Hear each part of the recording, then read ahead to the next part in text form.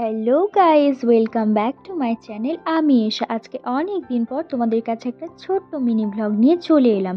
তো দিনটা ছিল হচ্ছে 8ই ফেব্রুয়ারি।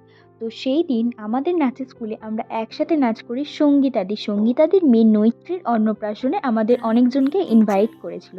তো আমরা ওখানে চলে গিয়েছিলাম। ওখানে ফুচকা, কফি, পকোড়া স্টল করেছিল। তো আমরা সব কিছু একটু একটু করে টেস্ট করে দুপুরে খাওয়ার জন্য চলে গিয়েছিলাম। তো আমরা ৪ জন একসাথে বসেছিলাম। বাকি আরও যারা ছিল তারা অন্য টেবিলে বসেছিল। যেহেতু আর তারপরে আমি তোমাদেরকে একটু মেনু কার্ডটা দেখিয়ে দিলাম। তো মেনু কার্ডটা তোমরা একটু পজ করে দেখে নিতে পারো। এখানে অনেক কিছুই করেছিল বেশ ভালোই। আর এখানে প্লেট, লেবু, নুন আর জলের বোতল দিয়ে দিয়েছিল। তো প্রথমেই চলে এসেছিল কিন্তু ফিশ রোলের টেস্ট খুব ভালো করেছিল, ক্রিস্পি ভাব ছিল। আর তার সাথে দিয়েছিল কিন্তু স্যালাড আর সস। আর আমার শসা ছাড়া কিন্তু আর কিছুই পড়েনি স্যালাডের মধ্যে। তারপরে দিয়ে দিয়েছিল কিন্তু ছোলে বাটুরে।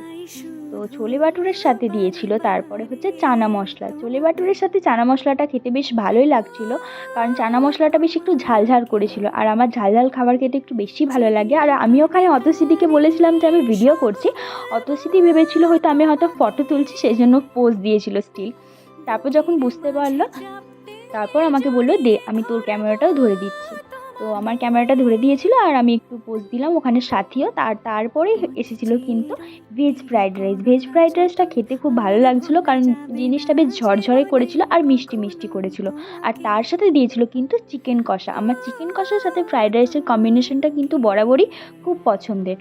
আর তারপরে এসেছিল কিন্তু পটল চিংড়িটাও খেতে খুব একটা খারাপ হয়নি, বেশ ভালোই, আমার তো বেশ ভালোই লেগেছিল। আর ভাত দিয়েছিল কিন্তু ভাত আমি নিতে পারিনি, ফ্রাইড রাইসটা বেশি খেয়ে নিয়েছিলাম বলে আমি আর ভাত খেতে পারিনি। আর মাটনটা একটু টেস্ট করেছিলাম, মাটনটা খুব সফট হয়েছিল, খেতে ভালো হয়েছিল। তারপর দিয়েছিল কিন্তু চাটনির সাথে আমাকে প্রথমে অল্প পাঁপড় দিয়েছিল, তারপর আমি একটু পাঁপড় বেশি করে চেয়ে নিয়েছিলাম, কারণ চাটনির সাথে পাঁপড় খেতে আমার বেশি ভালো লাগে।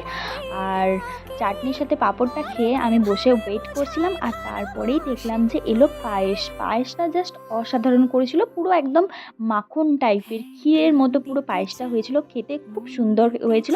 তারপর কিন্তু মিষ্টির পর আরও সন্দেশ এসেছিলো, পান মশলা এসেছিলো, কিন্তু আমার আর ভিডিওটা কন্টিনিউ করা হয়নি।